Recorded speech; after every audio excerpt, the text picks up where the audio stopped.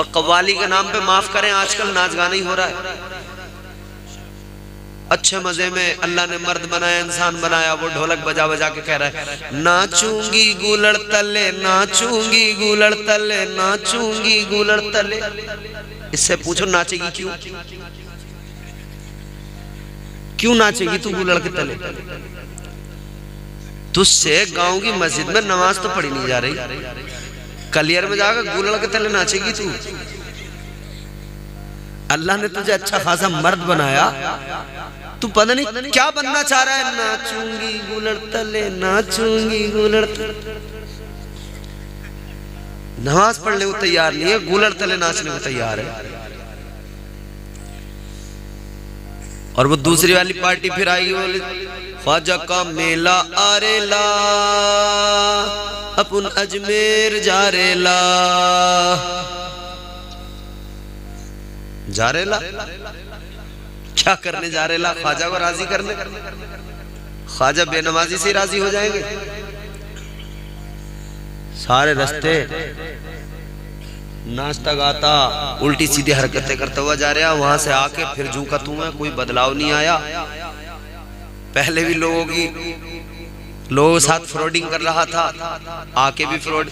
अच्छा, कई लोग तो मजारों पे जाके साहिब मजार से दुआ मांग रहे हैं, बाबा आज रात को ख्वाब में सट्टे का नंबर बता दो।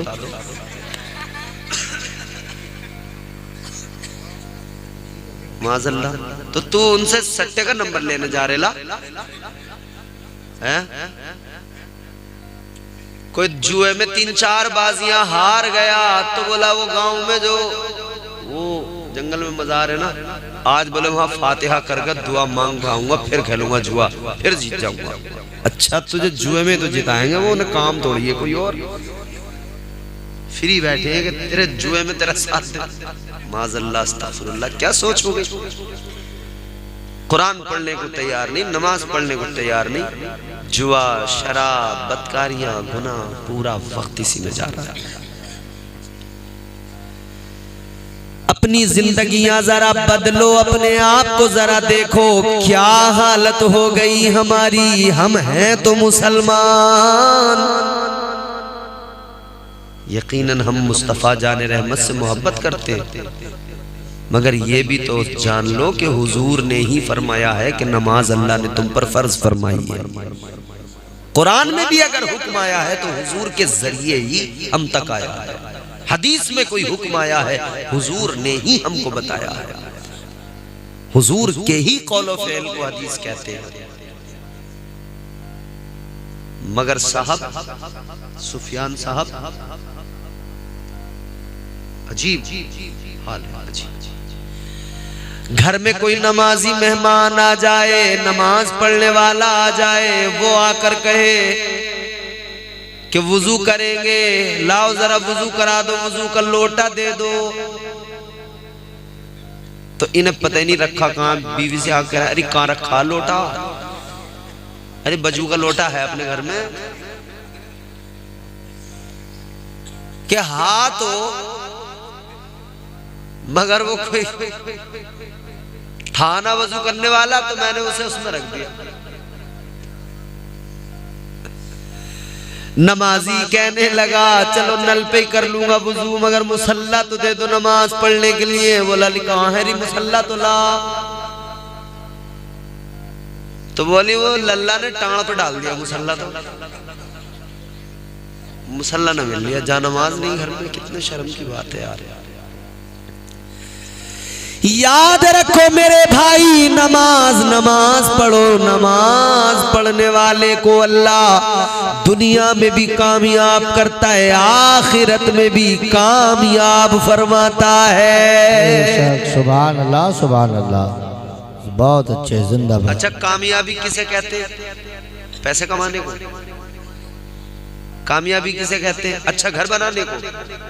कामयाबी किसे कहते हैं? जमीन खरीदने को। सिर्फ ये कामयाबी नहीं है, ये तो दुनिया में आप देख रहे होंगे हराम के जरिए दौलत कमाने वाले लोग कितनी कितनी जमीनें खरीद रहे हैं, कितनी कितनी ऊंची बिल्डिंगें बना रहे हैं। धोखाधड़ी करने वाले, फ्रॉडिंग करने वाले, चोरियां करने वाले, डकैतियां करने वाले, साइबर क्राइम करने वाले पैसा कमा रहे हैं सब, तो क्या वो कामयाब है? दुनिया में भी इज्जत नहीं होती ऐसे आदमी की। भले ही वक्त पे लोग कहें कि हाँ साहब ये, मगर पीछे साथ साथ ये भी कहते हैं इनका 2 नंबर का काम है नहीं? हलाल रोजी कमाओ, हलाल बच्चों को खिलाओ, 2 नंबर से बचो।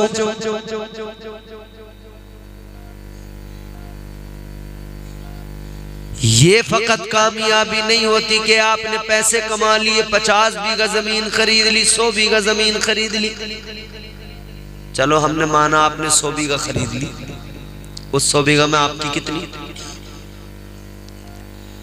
आपकी आंखें बंद हुई, खत्म। आपको तो आपके खेत में आपकी औलाद दफनाने को भी तैयार नहीं, वो भी सरकारी गांव के कब्रिस्तान में दफनाया जाएगा। तुमने 100 बीघा खरीदी, बेईमानियां करी, उल्टे सीधे काम करे, कितनी मिली? कुछ भी नहीं। तुम्हारी तो सब इधर रह गई। तुम्हारे मरते ही औलादे जो है ना, अब कैलकुलेटर लेके बैठ गए हिसाब करने, मेरी कितनी तेरी कितनी। सारी की सारी इधर रह जाएगी। हाँ, अगर जमीन खरीदना है तो ऐसी खरीदो कि कब्र में भी चले जाओ तो कब्र 2 गज की ना रहे, कुशादा हो जाए। कब्र में, कब्र को अल्लाह जन्नत का बाग बना दे, जहां तुम चैन से सोते रहो। ऐसा काम करो भाई। क्या है कामयाबी? अल्लाह ने फरमाया कद अफलह मन ज़क्का। अल्लाह ने फरमाया वो कामयाब हो गया जिसने अपने नफ्स को पाक कर लिया। अपने बातिन को पाक कीजिए, नफ्स को पाक कीजिए, तब कामयाब बनेंगे। इधर 100 बीघा जमीन पर इतराने वालों, 100 बीघा जमीन पे घमंड करने वालों, मैं बताता हूं तुम्हें। एक आदमी वो जो बहुत इबादत गुजार, नेक, परहेजगार, तकवाशियार, जब सारे लोग आखिरत में मैदान महशर में सब अल्लाह की अदालत में जब जमा होंगे ना, तो अब जितने नेक परहेजगार होंगे जन्नत में गए, जितने और सबको अल्लाह जन्नत में भेजता जाएगा। एक आदमी ऐसा होगा कि उसके कुछ गुनाह हैं, उसने नेकियां तो की हैं, नेक अमाल भी किए हैं, मगर उसके कुछ गुनाह हैं जिनकी सजा उसे काटनी पड़ेगी। जैसा जुर्म वैसी सजा होती है ना भाई। यहां भी आप देखते हैं ना, कानून है, संविधान है, जैसा जुर्म वैसी सजा। कोई जुर्म ऐसा है जिसमें उम्र कैद है, कोई जुर्म ऐसा है जिसमें सजाए मौत है, कोई जुर्म ऐसा है जिसमें 2 साल की है, कोई जुर्म ऐसा जिसमें 6 महीने की है। तो भाई साहब, यहां जैसे हमने काम किए होंगे ना, वहां पे भी सजा उसी हिसाब की मिलेगी। अगर छोटे मोटे गुनाह होंगे तो जल्दी जान छूट जाएगी, बड़े गुनाह होंगे तो और ज्यादा टाइम लगेगा, सजा मिलेगी। मगर इतना जरूर है, सजा के बाद में फिर अल्लाह मोमिनों को जन्नत में ही दाखिल करेगा। तो फरमाया एक ऐसा इंसान होगा कि वो अपनी सारी सजा काट के दोज़ख की, फिर सारे लोग तो इधर जन्नत में चले गए, जन्नत वाले, ये सब के बाद में आया, सब के बाद में सारी सजा काट के अदना जन्नती, अदना जन्नती, अदना जन्नती फरमाया। अदना जन्नती जो सबके बाद में अपनी सजा झेल के, सजा काट के जन्नत में जाएगा, फरमाया उसे कितनी जमीन मिलेगी? लो मैं बता रहा हूं, सुनो उसे कितनी जमीन मिलेगी जन्नत में। फरमाया गया ये जो पूरी दुनिया है, ये जो जो पूरी कायनात, पूरी पूरी पूरी पूरी दुनिया, जिसमें Hindustan, Bangladesh, Sri Lanka, Australia, America, Africa, Netherlands, Switzerland, सारी कायनात, फरमाया गया उसे जन्नत में इतनी जमीन मिलेगी कि ये जो सारी कायनात है, इस कायनात से भी 10 गुना ज्यादा जमीन अदना जन्नती को जन्नत में अल्लाह अता करेगा। अब जरा सोचो मेरे भाइयों, जब अदना जन्नती को अल्लाह इतनी जमीन अता करेगा तो आला जन्नती को कितनी मिलेगी। जब अदना जन्नती को इतनी जमींदारी, तो फिर सोचो ना सरकार गौसे आजम को अल्लाह कितनी जमीन अता करेगा, सरकार गरीब नवाज को कितना अल्लाह नवाजेगा, और फिर मेरे आका के सहाबा को परवरदिगार कितनी जमींदारियां अता करेगा। अब तुम सोच लो, यहां की 100 बीघा पे खुरपा चला के बढ़ाने की फिक्र में लगोगे, मेंढ खुरच खुरच के, या वहां की बढ़ाने की फिक्र करनी है? आप सोचो। अगर कब्र में बढ़ानी है तो ये मेंढ काटना बंद कर दो,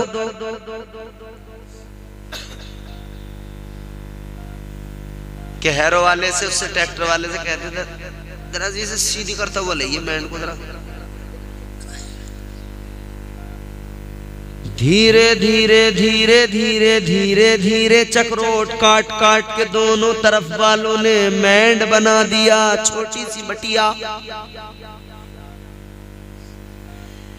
क्या कर लोगे, कितनी बढ़ा लोगे, मगर कब्र में तंग हो रही है उसकी फिक्र कर लो। जो काम करना चाहिए उसकी फिक्र नहीं, जो नहीं करने चाहिए उस पे पूरी तवज्जो है। मेरे भाइयों, इस्लाम के उसूल और ज़वाबित को अपनाओ, अमल करो, नमाजी बनो, नमाजी बनो, नमाजी बनो,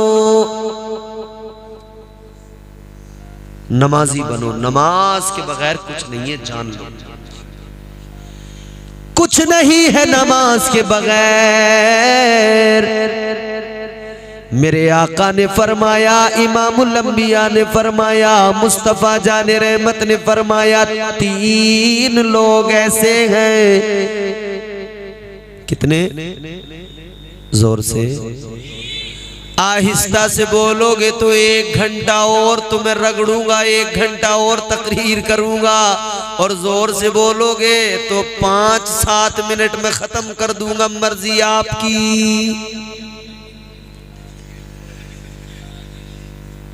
बोलिए मोहब्बत से सुभान अल्लाह।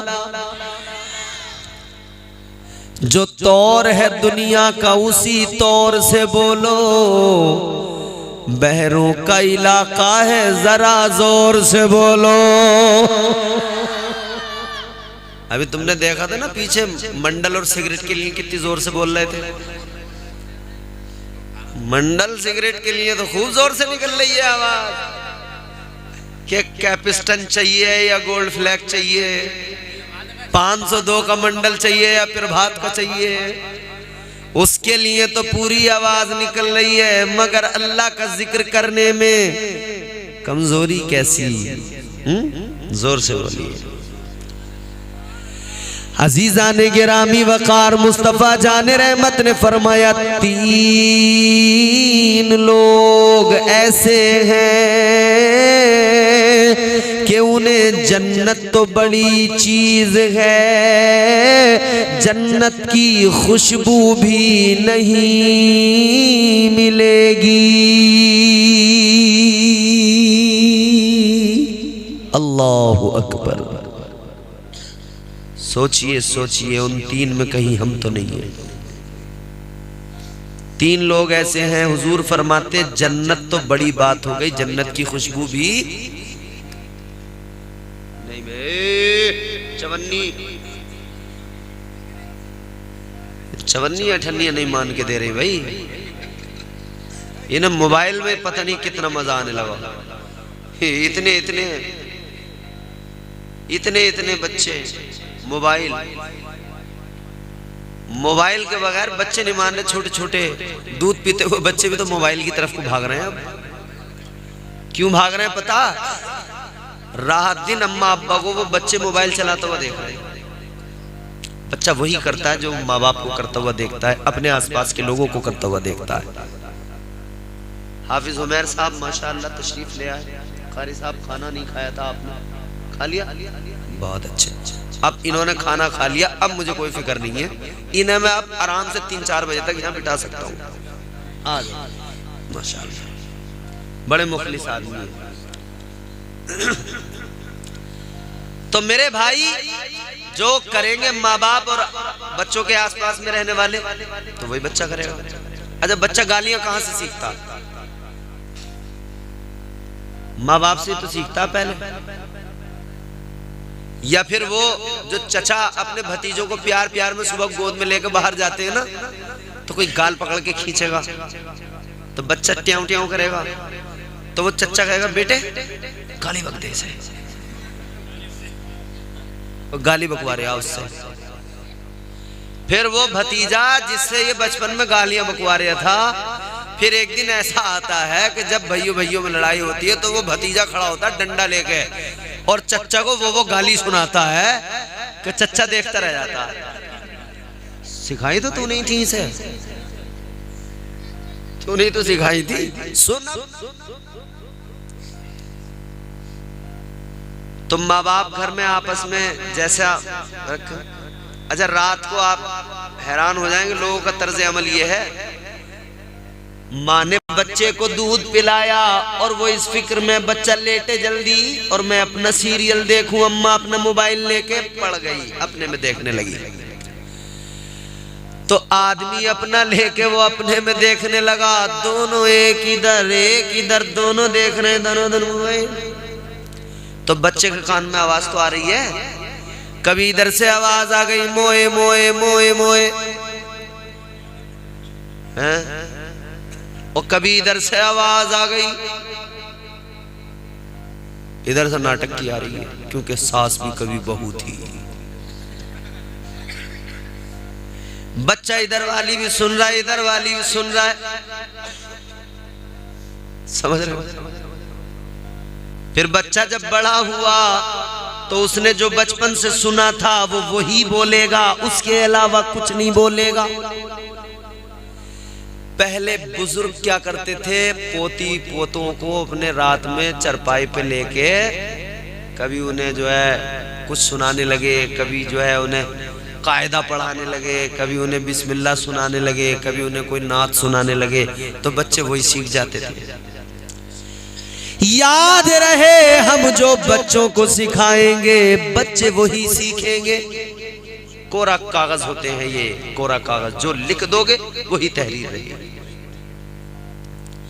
अपने बच्चों पे तवज्जो दो, खुदा के लिए अपना तर्ज जिंदगानी बदलो।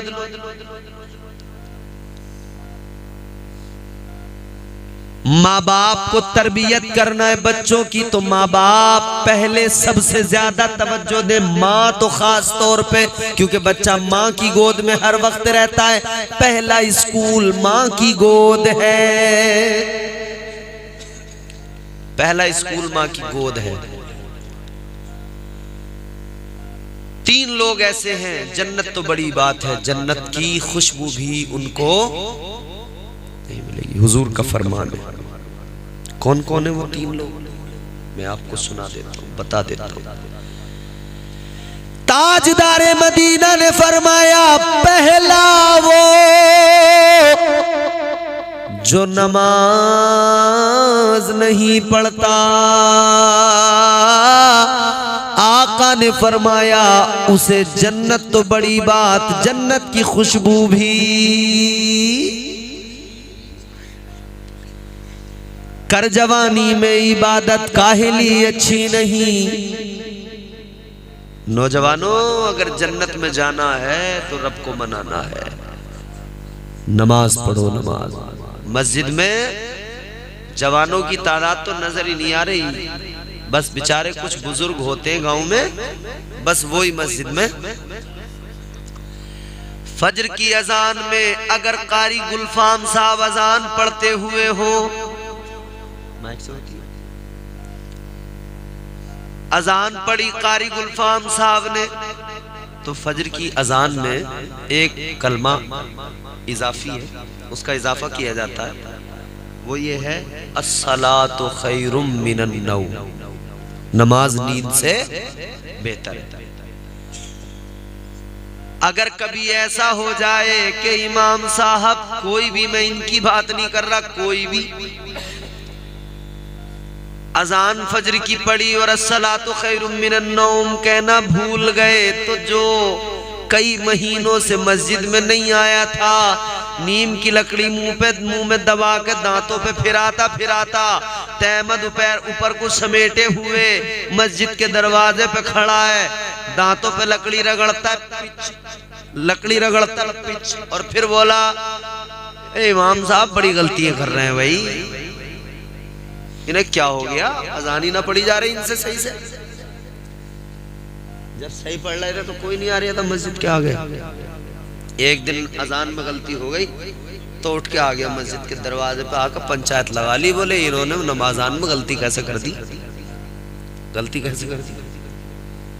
तो ये कोई फरिश्ता है इमाम, इससे गलती ना होगी क्या? आपसे नहीं होती हैं गलतियां? होती हैं। एक इमाम साहब थे बेचारे, तो वो जोहर की नमाज पढ़ा रहे थे। कौन सी याद है नाम? जोहर की नमाज कौन सी है, किस टाइम होती है जोहर? तो अच्छी बात है भाई, ये तो पता। दोपहर वाली नमाज जोहर। तो इमाम साहब जो पढ़ाते हैं जमात के साथ, वो कितनी रकत पढ़ाते हैं? जिन्हें पता वो नहीं बोलेंगे, जो नमाजी है वो ना बोले। कितनी रकत पढ़ाते हैं इमाम साहब? 4। चलो अल्लाह का शुक्र है, 4 रकत नमाज इमाम साहब पढ़ाते हैं। तो वो एक इमाम साहब थे बेचारे, जोहर की नमाज पढ़ा रहे थे, भूल गए नमाज पढ़ाते पढ़ाते, 2 रकत पे जब बैठे उन्हें लगा 4 हो गई, दूसरी पे सलाम फेर दिया, अस्सलामु अलैकुम व रहमतुल्लाह, अस्सलामु अलैकुम व रहमतुल्लाह। पीछे से लोगों ने कर दिया हंगामा, अरे भाई 2 ही रकात पढ़ाई है, 2 रकात हुई है, 2 रकात हुई है, 2 रकात हुई है। और वो नहीं था, 2 रकात पे सलाम फेर दिया। तो लोग पीछे से शोर करने लगे। इमाम साहब बोले हाँ साहब गलती होगी, दोबारा पढ़े लेते। मगर लोग मानते थोड़ी है, बार बार जब ज्यादा कहा ना तो इमाम साहब को गुस्सा आ गया। लोग पीछे से बोले 2 पे सलाम फेर दिया, 2 पे सलाम फेर दिया, 2 पे सलाम फेर दिया। इमाम साहब बोले चुप हो जाओ, 2 पे सलाम फेर दिया, 2 पे सलाम फेर दिया। अबे आज दोपहर खाने में रोटियां भी 2 ही भेजी थी तुमने। लोग बोले इमाम की रोटियां 4 करो वरना ये 2 पे काम खत्म कर देगा। समझ रहे हो? तो इमाम की रोटी पानी का ख्याल नहीं होगा इतना, जितना उसकी बुराइयों का ध्यान रहेगा। और नाली के ऊपर स्लिप बने हुए होते हैं ना, उस पे बैठ के पंचायत करते हैं इमाम की, नाली के स्लिप पे बैठ के। और जिसने कभी इमाम को एक वक्त की रोटी ढंग से न खिलाई होगी, वो कहता कि अपने गांव में इमाम साहब के मजे आ रहे हैं, मोटे पड़ गए, मोटे इमाम साहब। रोटी लग गई इमाम को गांव की, और कभी रोटी ना खिलाई होगी ढंग से। हालात ये हैं यार, अल्लाह खैर फरमाए। तो भाई 5 वक्त की नमाज अल्लाह ने फर्ज की है, नमाज के बगैर कामयाबी नहीं मिल सकती है। फरमाया गया बेनमाजी को जन्नत तो बड़ी चीज है, जन्नत की खुशबू भी ये है अल्लाह का फरमान, नमाजी हो जा। अभी तुमने हमसे पहले शायर साहब से सुनी है नात, हमसे तो सुनी नहीं है, मगर चलो अब वक्त भी नहीं है, हम सुनाएंगे भी नहीं। ये है अल्लाह का फरमान, नमाजी हो जा। गर है कुरान पे ईमान, नमाजी हो जा। गर है कुरान पे ईमान, नमाजी हो जा। दिल में रखता है तू अरमान, न जाने कितने। दिल में रखता है तू अरमान, न जाने कितने। पूरे हो जाएंगे, पूरे हो जाएंगे अरमान, नमाजी हो जा। नमाजी बनिए, नमाजी। ये तो पहला हो गया। दूसरा कौन? ताजदारे मदीना इमामुल अंबिया वालिए कायनात मुस्तफा जाने रहमत ने फरमाया, दूसरा माँ बाप को सताने वाला, जन्नत तो बड़ी बात है, उसे जन्नत की खुशबू भी नहीं मिलेगी। रात में दोस्त का फोन आया, बोला कहाँ है? बोला घर हूं, लेटा हूं यार। बोले यार जल्दी निकल के आ जा रहा हूं, जाना। कुछ नहीं जी, उठे, शर्ट पहनी, चल दिए। अम्मा बोली कहाँ जा रहा है? सो जा। बोला अम्मा कहीं ना, अभी जा रहे हूं, आ जाऊंगा अभी। झड़क के चल दिया। अगर माँ ने सख्ती से रोका तो गुस्सा करने लगा। अम्मा तुझे क्या पता बाहर के बारे में, तू क्या जाने, तू घर में रहती है, अपना काम करो, घर का काम देखो, तुम्हें क्या मतलब बाहर। अच्छा, माँ बाप इन दोस्तों से बड़े परेशान हैं। 25 साल की 20 साल की उम्र तक ये दोस्त नहीं छोड़ते, ये कुदाए कुदाए फिरते हैं। दोस्त की पल्सर गांव में यूं हुर्र, कभी इधर से हुर्र, कभी उधर से हुर्र, उड़ाए उड़ाए फिर रहे हैं।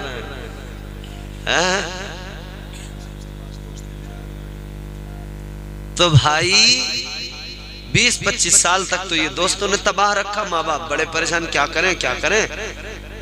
लड़का हमारा इमाम साहब से कहा, कारी गुलफाम से, कि वो इमाम साहब यार बताओ तो सही, बच्चा हमारा बड़ा हाथ से निकल गया, क्या करें। इमाम साहब बोले काम करो, इसकी शादी कर दो, जिम्मेदारी का बोझ आएगा, सुधर जाएगा। बोले चलो ठीक है, शादी करेंगे। तो रिश्ता लगाया, जुगाड़ लगाया। उन्होंने पूछा लड़का करता क्या है, तो ये तो निकम्मा नकारा था, मगर बोले ये बड़ा कमेरा लोंडा, गांव में इससे ज्यादा कमेरा कोई लड़का है थोड़ी। बिल्कुल निकम्मे नकारा वो,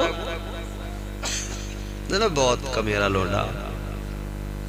और इसका रात को रिचार्ज खत्म हो जाता है ना मोबाइल देखते हुए, तो ये इतना कमेरा है कि रात को दोस्त को फोन करके कहता है, यार भैया यार नेट खत्म हो गया, 30 रुपए वाला रिचार्ज कर दिए जरा। रात में लिहा, यार भैया 30 रुपए वाला कर दे, सुबह को ले लिया मेरे भैया, सुबह को दे दूंगा मैं तुझे पैसे। 30 रुपए तो है नहीं, गांव का सबसे कम है। काम करो, मेहनत करो मेरे भाई, काम करो, तरक्की करो, कामयाब बनो। तो अब माँ बाप बड़े परेशान हो, चलो शादी करो। खैर इसकी शादी कर दी साहब। माँ बाप ने सोचा था, शादी से पहले दोस्तों के साथ फिरता रहता था, हमारे पास नहीं रुकता था, हमारी बात नहीं मानता था। अब शादी हो गई, अब तो कम से कम घर में रुकेगा, हमारी बात मानेगा। मगर मियाँ अब तो घर में हेड मास्टरनी आ गई, अब किसकी सुनेगा, अब तो उनकी सुनेगा। अब तो घर में आ गई हेड मास्टरनी, उन्होंने एक रात में सबक पढ़ाया और इधर सुबह को तैयार कर दिया। अम्मा कुछ कहे तो नहीं सुनता, बाप कुछ कहे तो नहीं सुनता। 6 फीट का हट्टा कट्टा, मोटा ताजा लंबा तंदुरुस्त आदमी 4 फीट की औरत की उंगली के इशारे पे नाच रहा। 4 फीट ही नचाए फिर रही है, 4 फीट ही नचा रही, पूरे घर में कोहराम बर्पा कर दिया। अब बाप बेचारा फिर रो रहा, अरे यार बड़ा मामला खराब हो गया। ये तो बेचारे परेशान के परेशान ही रहे माँ बाप। कभी हल्की हवा मजबूत डाली तोड़ देती है। बिल्कुल सच्चा शेर सुना रहा हूं, अच्छा लगे तो आप बोल जाना, अच्छा न लगे बिल्कुल खामोश बैठे रहना। कभी हल्की हवा मजबूत डाली तोड़ देती है, कमर जैसे जवानी में गरीबी तोड़ देती है। वो बूढ़ा बाप जो बेटे को बैसाखी समझता था, बहू इस दौर की आकर वो लाठी तोड़ देती है। तो माँ बाप को अब साहब बीवी रोजाना माँ की बुराइयां सुना रही है, तुम्हारी अम्मा ऐसी है, तुम्हारी अम्मा ने यूं कर दिया, तुम्हारी बहनों ने यूं कर दिया, ऐसा हो गया वैसा हो गया। फिर मियाँ कब तक रिएक्शन नहीं होगा, फिर आखिरकार वो एक न एक दिन माँ बाप से लड़ाई झगड़ा करता है, फिर वो उस दिन पहला होता है, फिर उसके बाद में वो काम मुसलसल जारी हो जाता है, फिर वो आए दिन लड़ाइयाँ झगड़े होते रहते हैं। माँ बाप पे गर्म होना, माँ बाप पे गुस्सा करना, माँ बाप से ऊंची आवाज में बोलना, माँ बाप को जो है बुरा भला कहना। मगर इतना याद रख, तू जवान हो गया, आज तेरे अंदर जान आ गई, ये तेरे माँ बाप कमजोर हो गए तो तू इन्हें सता रहा है। मगर याद रख ले, इन्हें ताकत अल्लाह ने अता फरमाई है। तेरी माँ के कदमों के नीचे तेरी जन्नत है और बाप जन्नत का दरवाजा है। अगर माँ बाप राजी नहीं होंगे तो तू जन्नत में नहीं जा सकता है। माँ के कदमों में जन्नत है, बाप जन्नत का। जोर से बोलो क्या है, जोर से बोलो क्या है। एक आदमी अपने अब्बा को मार रहा था, उससे पूछा क्यों मार रहा, बोला जन्नत का दरवाजा टेढ़ा हो गया, सीधा कर रहा हूं।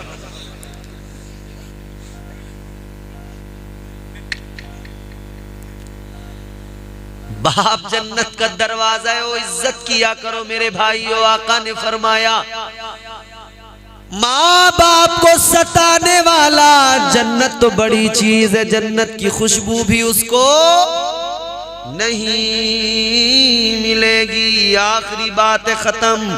हुजूर ने फरमाया तीसरा कौन है? सुनो सुनो सुनो सुनो इधर। तीसरा, मैं कोई मशीन थोड़ी हूँ कि चालू कर दिया टैप रिकॉर्डर तो चालू ही रहेगा। मैं आदमी हूँ, थक भी तो जाऊंगा मैं। और खुलूस इतना कि दोनों का काम चल जाए, अब इस कदर भी न चाहो कि गरीब का दम निकल जाए। इतना सुनो, इतना लोड डालो जितना मेरी मशीन झेल ले। तीसरा कौन? आका ने फरमाया तीसरा वो जिसके घर की औरतें बेपर्दा घूमती हो।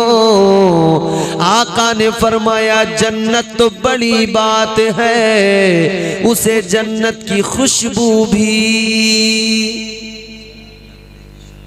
अब सोच लो, मैं कुछ नहीं कह रहा, हमारी आपकी सबकी जिम्मेदारी है हम अपने घर में पर्दे का माहौल लाएं।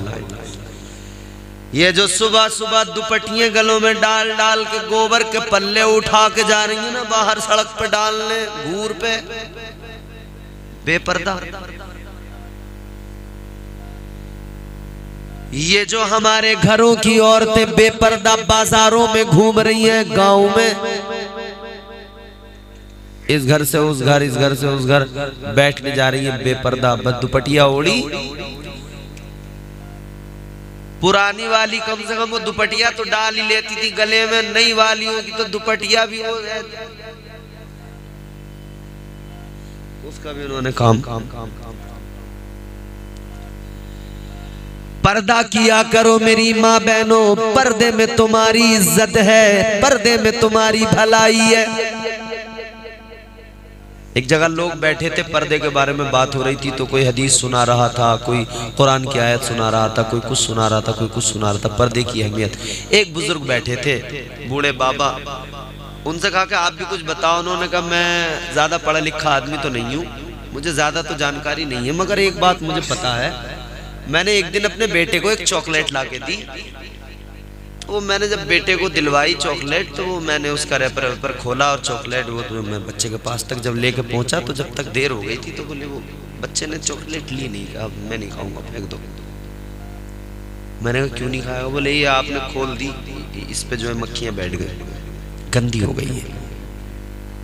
तो फिर मैंने उसे दूसरी ला के दी, रैपर में बंद थी। उसने रैपर अपने हाथ से खोला, जितनी निकालता था रैपर से उतनी खा लेता था।